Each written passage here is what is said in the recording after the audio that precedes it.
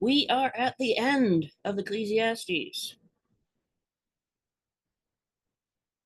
We will begin chapter 12, verse 8. Vanity of vanities, says the preacher, all is vanity.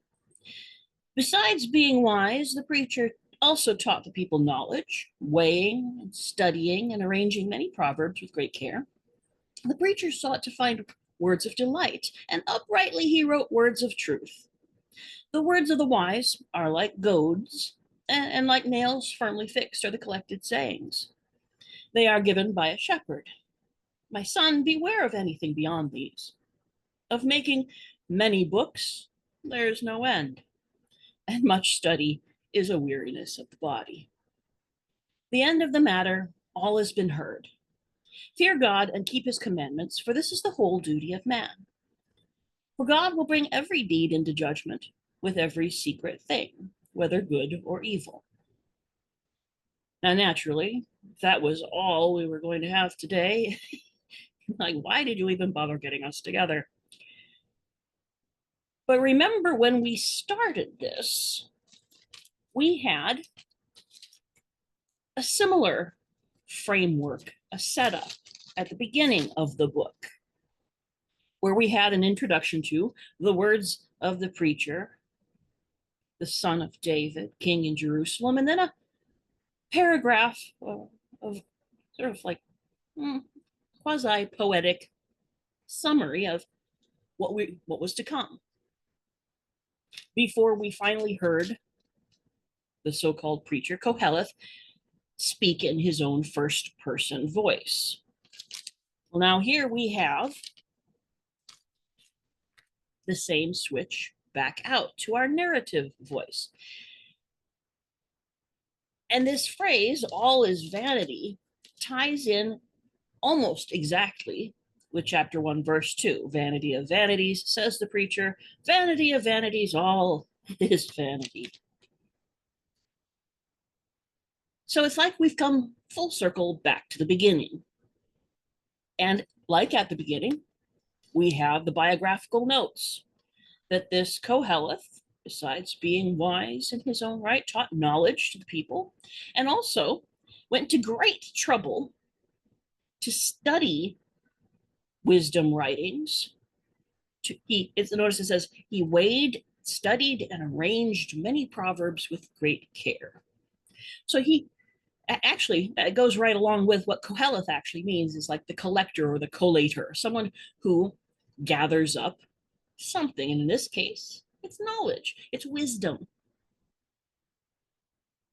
which of course echoes the description of Solomon, where it talks about, but it says he wrote many proverbs, whereas here we have he just assembled them after weighing through which ones are worth including, which ones are not really worth keeping. He did a lot of things, this fellow, connected with knowledge and wisdom.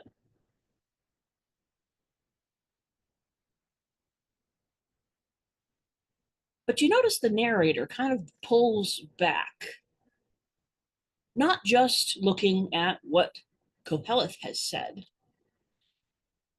but drawing back to the words of the wise in general. And the one thing they all have in common is that they are all seeking something. You notice it says the preacher sought to find words of, and in Hebrew, it could be delight, it could be pleasing words, it could be fitting words, and words of truth.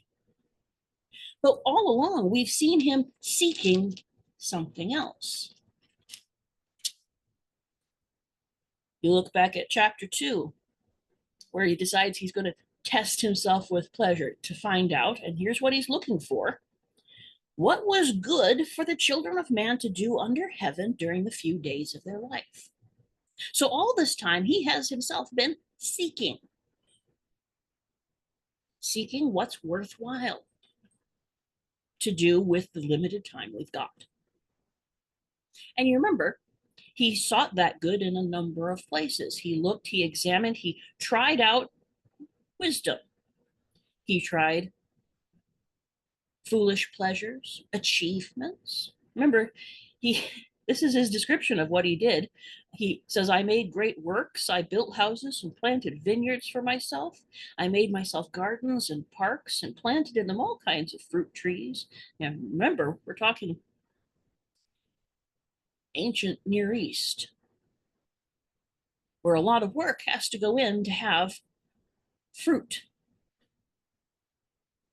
where water has to be taken into consideration, the seasons. So all of these things he did, pools from which to water his forest of growing trees. He had staff, he had servants. Servants he bought, servants that were born into his house. He had herds and flocks and gold and silver, singers and wives and legal facsimiles. And it says that when he tried all these things, no matter what enjoyment he got along the way, in the end, they didn't last. In fact, that was one of the bitterness passages in here where he's just like, I hated my toil, seeing that I must leave it to the one who comes after me, and who knows if he'll be wise or a fool. And so in his searching, he tries and he tries. He's like, well, maybe the good life is in justice, legal justice, social justice, all these kinds of things. And he finds that, how does he describe it? Man has power over man to his hurt. And he doesn't specify whether that's just to the harm of the one who is under the power or the one who's exerting the power. He tries it in politics, right? You know, it's like, stand before the king, give him wise counsel. And even that is like, well, what if he gets angry at you? What do you do? What if he's a fool too? What do you do? And so he's seeking the good life in all kinds of things, everything under the sun, in fact, that's believed to bring people advantage and satisfaction. And he keeps coming to the same conclusion: vanity. It's all a breath. And like a breath, it's there and then it's gone.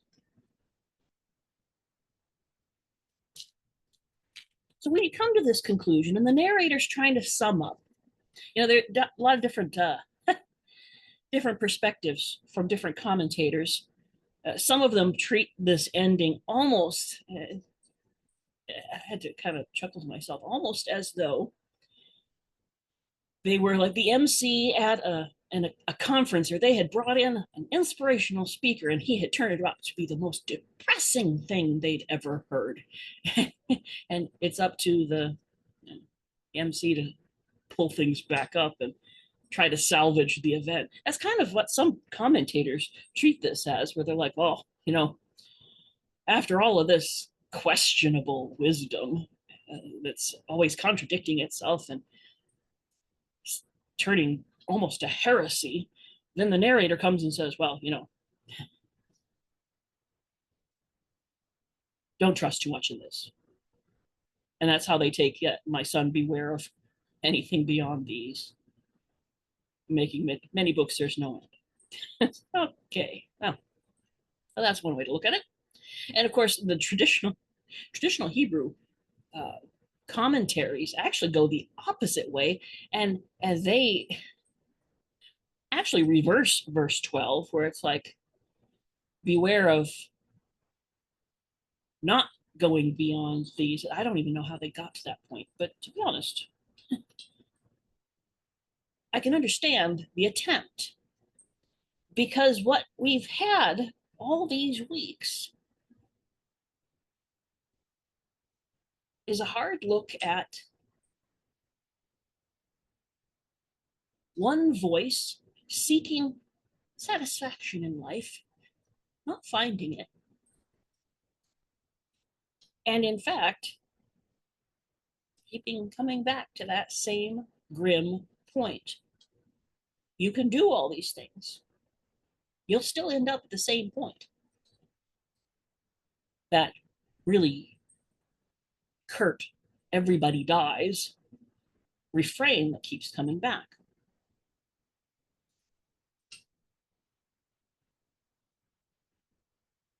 But there's another way, right? There's always another way to look at things. And this idea that the words of the wise generally, among whom presumably the narrator includes Koheleth, says are like goads, like nails, and are given by a shepherd.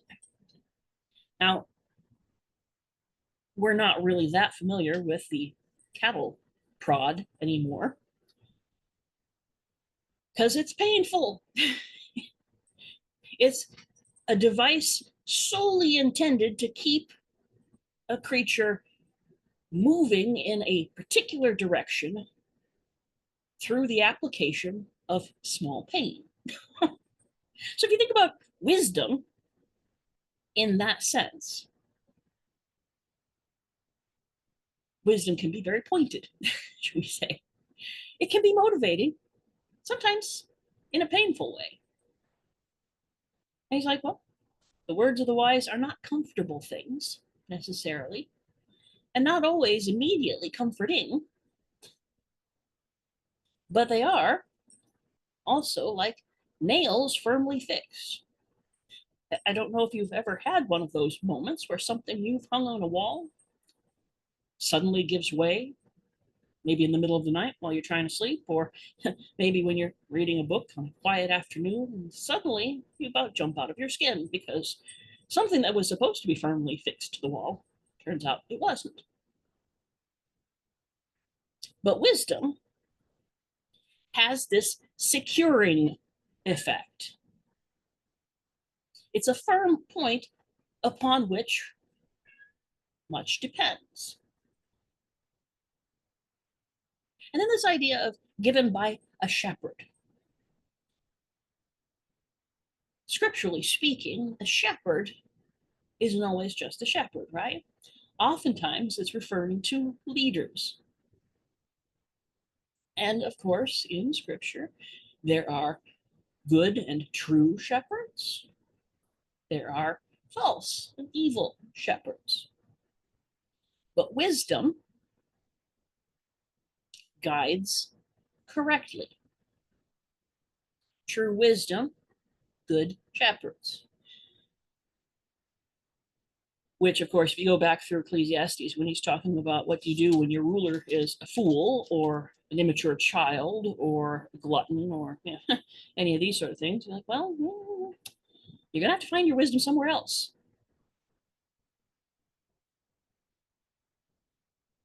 But you know you're in good hands when the person leading has wisdom.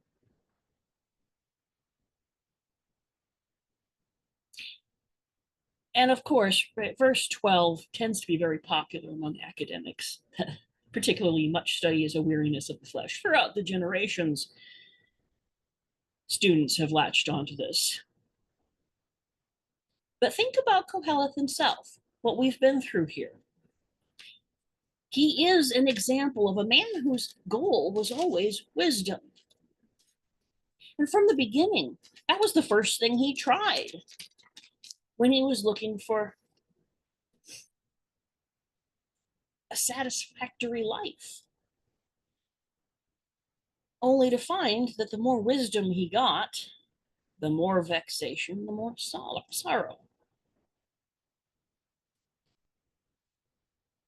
And he seems to have a very ambivalent then feeling toward wisdom, that it in itself is still an excellent goal, but remember in chapter 7,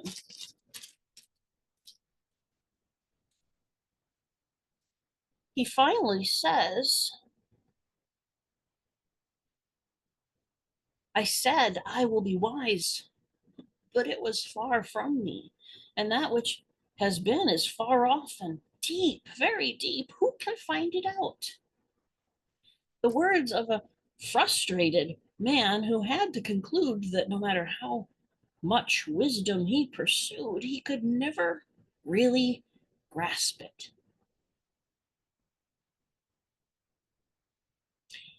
And I don't agree with him in a certain sense, because at a certain point, it's just as well to realize, to admit to yourself that you can accumulate knowledge upon knowledge and never know enough. And you can dig deep into the wisdom of the ages and seek out your own wisdom and still find that everything that can be said in terms of wisdom has already been said, and most of the time much better than I could have said it myself.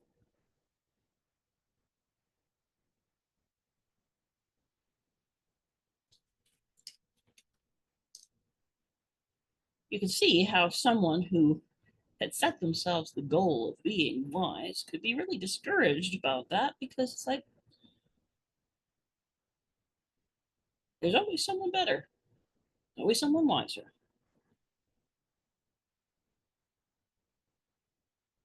And in the end, right, do you really need to write another book about it?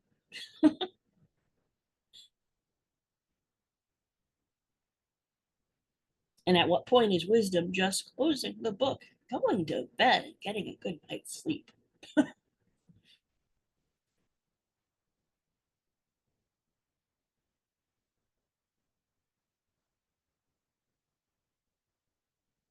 And the conclusion that the narrator offers,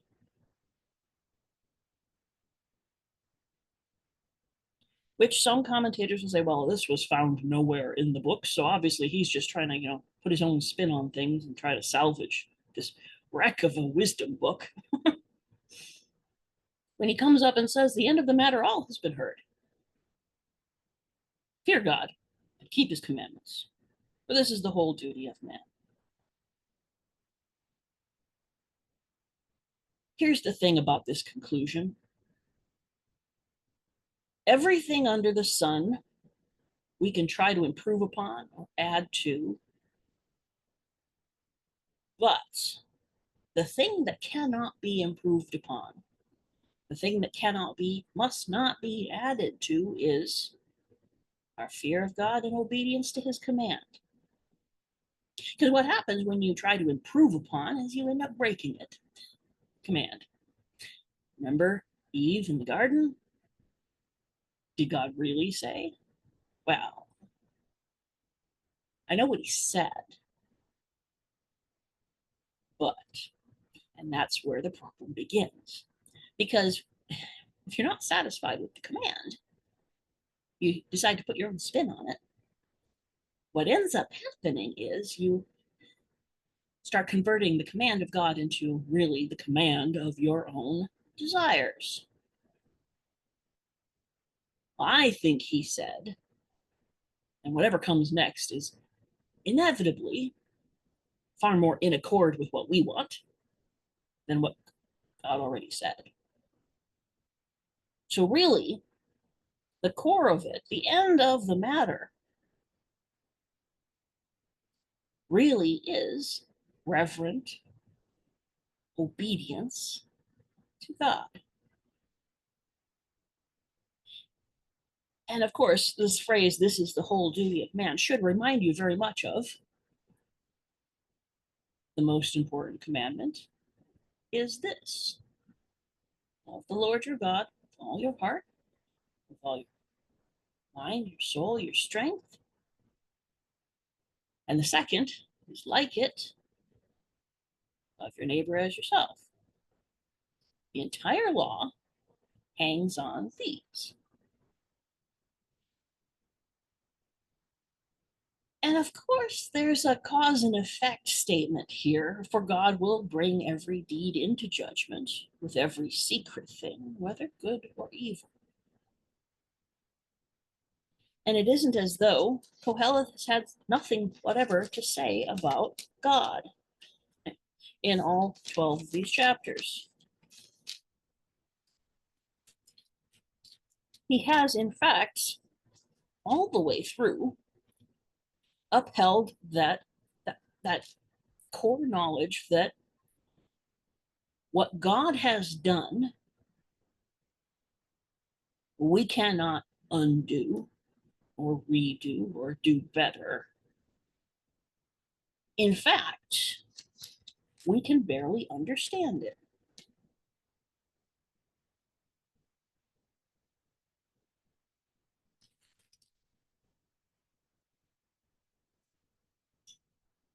Things like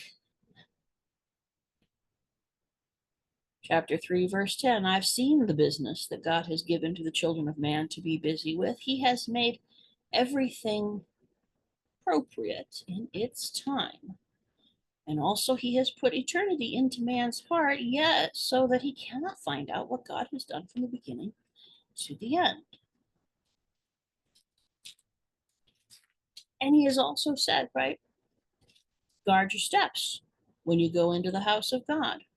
Keep your mouth shut and your ears open. In other words, listen, obey, because that's far better, infinitely better, really, than to walk in with your mouth flapping and ears closed, offering the sacrifice of fools. If you remember, we talked about sort of a comparison with Saul when he decided rather than obey the voice of God, he would preserve some of the best of everything in order to sacrifice it to the Lord his God. And Samuel, of course, what did he say? Is sacrifice better than obedience? And Saul thought, well, I was obeying by sacrifice. He says, no, you were told to do something. Doing it would have been obedience. What you did instead was not obedience. Koheleth's point of view is listen, obey, do what he tells you.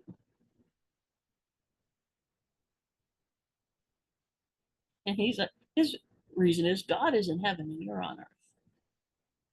It's that same sort of, we can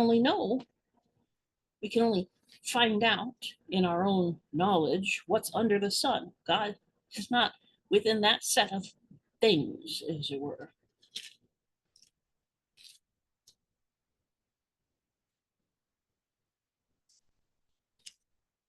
And he says things like God has made the day of prosperity and the day of adversity alike. Consider the work of God. This is chapter 7, verse 13. Who can make straight what he has made crooked?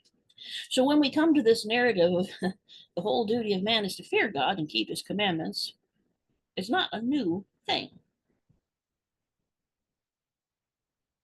And of course, from a New Testament perspective, we know this idea of for God will bring every deed into judgment with every secret thing, whether good or evil. And this time I decided to go with the Luke version of it, Luke chapter 12.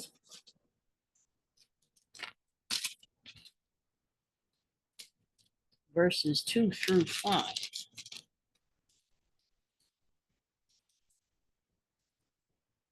After he's warned the people against the leaven of the Pharisees, their hypocrisy, he says, nothing is covered up that will not be revealed, or hidden that will not be known.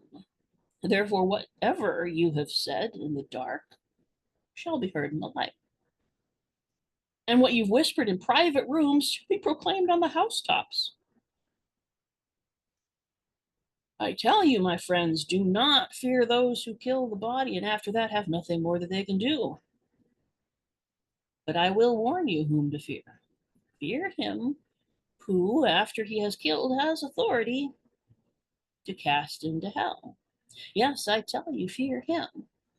And then, right, you think, okay, ooh, scary, scary. But then he says, are not 5 sparrows sold for 2 pennies, and not one of them is forgotten before God? Even the hairs of your head are all numbered. Fear not.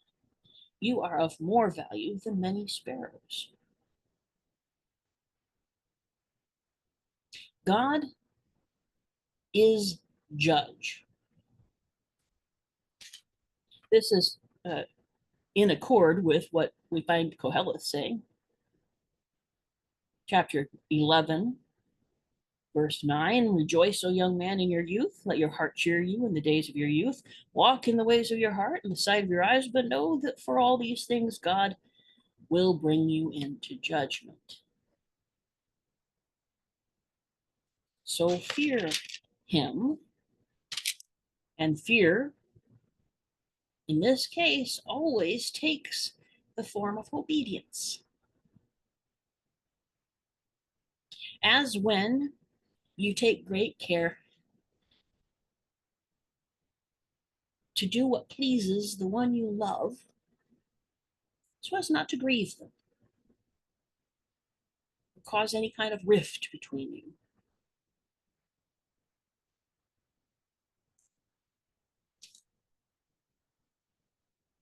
Because we know, from our perspective, that even while we were still enemies, God's love for us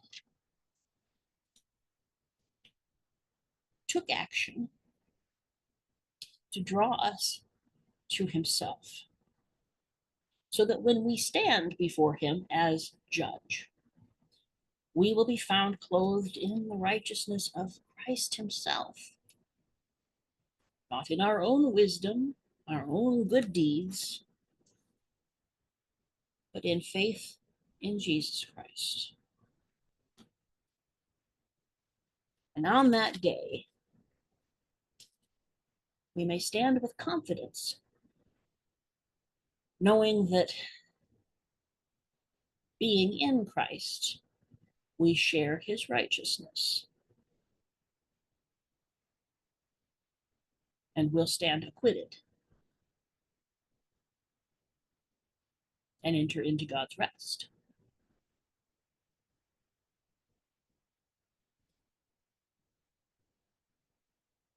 I think that's a good note to end this study on.